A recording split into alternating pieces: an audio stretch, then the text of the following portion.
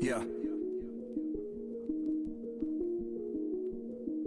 I wake up every morning with my head up in a daze. I'm not sure if I should say this, fuck, I'll say it anyway. Everybody tries to tell me that I'm going through a phase. I don't know if it's a phase, I just wanna feel okay, yeah. I battle with depression, but the question still remains. Is this post-traumatic stressing, or am I suppressing rage? And my doctor tries to tell me that I'm going through a phase. Yeah, it's not a fucking phase, I just wanna feel okay, okay. Yeah, I struggle with this bullshit every day, and it's probably cause my demons simultaneously rage. It obliterates me, the sin separates me.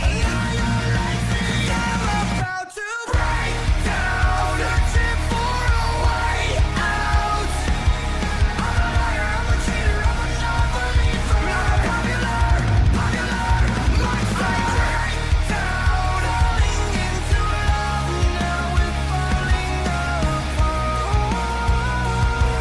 I'm a popular monster.